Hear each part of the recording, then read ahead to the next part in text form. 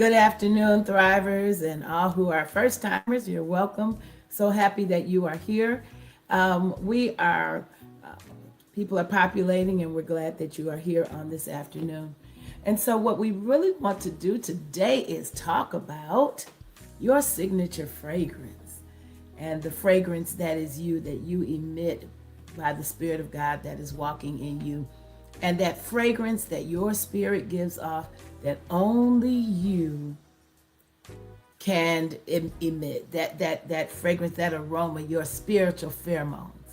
uh, uh, we talk about pheromones and how one fragrance may smell different on someone else because of the pheromones in our bodies, but the same thing happens in our spirits. We are different, we are not the same. So my pheromone, my spiritual pheromone, is not the same as your spiritual pheromone, but God has gifted each of us with a spiritual pheromone once we become a part of the family of God. And so grateful that you are here on today. Let me get some shout outs in. Hey Bert, hey Miss Lucy, hey Del John, glad you are here. There are others on. You might want to say hello. That would be nice so that I can say hello in return.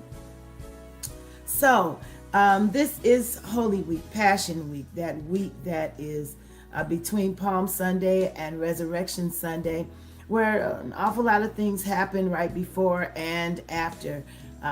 Today, our scripture text comes from the John account of what we know as the alabaster box, even though alabaster was not what they said that Mary's fragrance was being held in, that perfume, that expensive nard was being held in. However, it is the same process of wiping Jesus's feet that had been poured with this expensive perfume, this oil, and wiping it with her hair in reverence to Jesus. And Jesus says that this was done for his burial in advance. And while they didn't really understand what Jesus was saying at that time, we do. And we know that whenever we pour out ourselves, whenever we take the best of what we have and we are willing to break it open, which is the reason for unleash, when we're ready to break, able and willing to break open that thing that holds the fragrance of our lives, the fragrance of our spirit, then we are giving that to Jesus, just like Mary did. So we want to talk about what that means for our lives, because it's an interesting metaphor. But I do want you to think about the fact that wherever we go, we leave something of ourselves with us, with wherever we've been. Now, whether it's the grocery store, or whether it's our church time at church, or whether it's a family gathering, when we leave, the essence of us remains. I remember hearing a story about Maya Angelou, who put someone out of her home one day. And she told them, take everything that has anything to do with you out of my house. Don't leave anything. Because what Miss Angelou understood is what I'm saying to you today, that the fragrance of our lives, of our spirits, lingers. When you leave behind anything that is a fragment of you, you also leave behind the fragrance of you. And what we do not want to continue to be around is that which emits a negative fragrance. There's a scripture verse, I want to say it's in Corinthians, that talks about that your fragrance is life and your fragrance is death. And what we don't want to do is leave behind negativity. We don't want what lingers behind us to be confusion. We don't want what lingers to be trouble and struggle and strife and conflict. But we want what lingers behind us to be a sweet fragrance.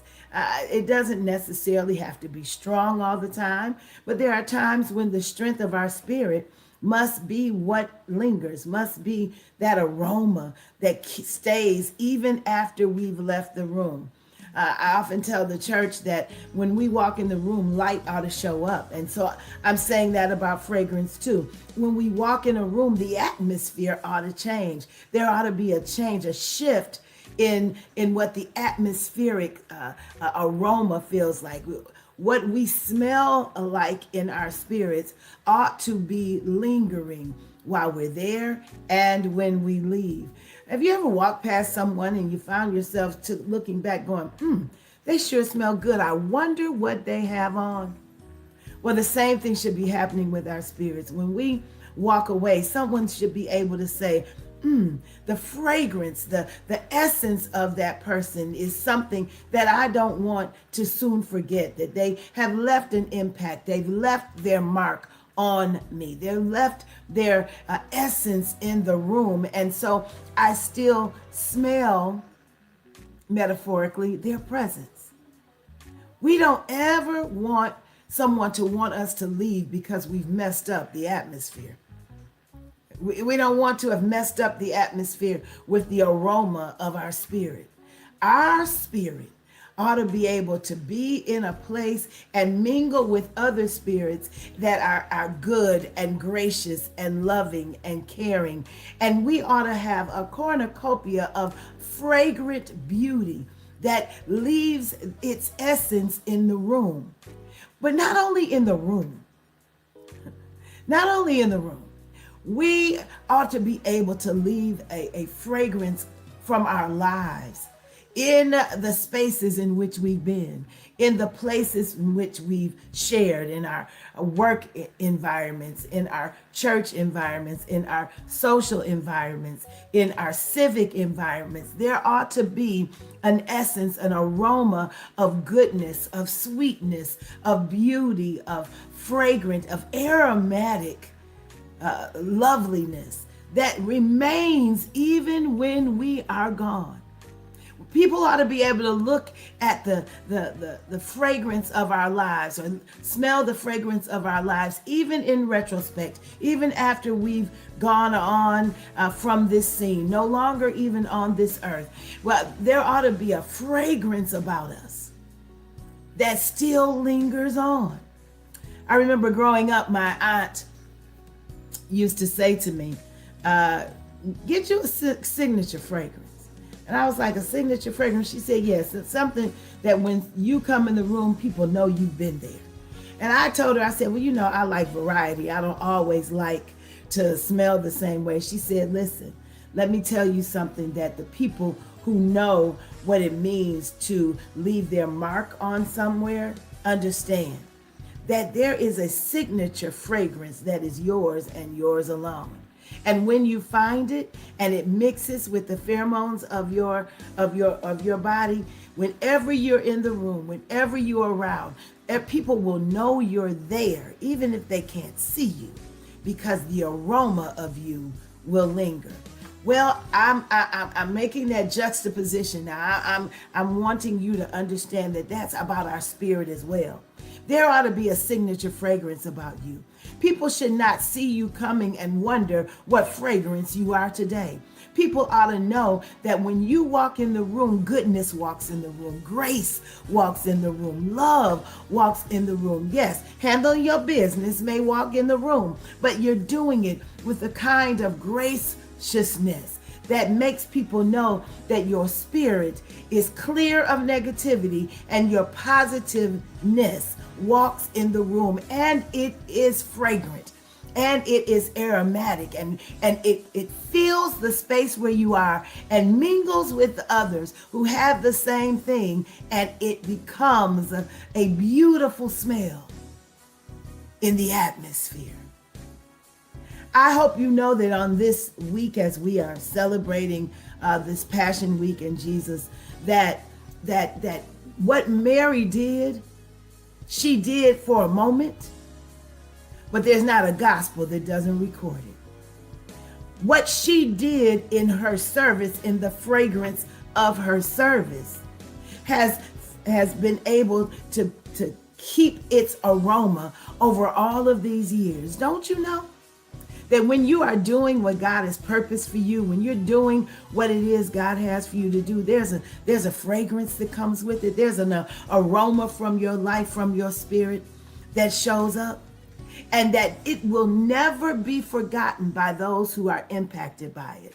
So what my encouragement to you today is to find that signature fragrance that God has given to you and you alone. Don't be afraid to break it open. Don't be afraid to unleash it, because it's been given to you for a purpose. And when you use it, when you find that thing that's attached to your fragrance and you're doing it to the glory of God, guess what? Your fragrance stays. It doesn't leave. It doesn't go away. And even when you're not in the room, your aroma still lingers on. The aroma of you still lingers.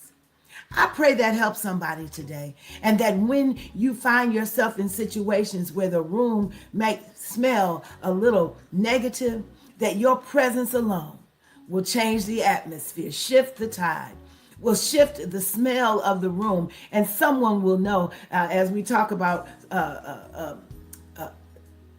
sprays, there are some that are concentrated. There are some that are just flowery. There are some that really don't cover up anything. They don't really change the atmosphere.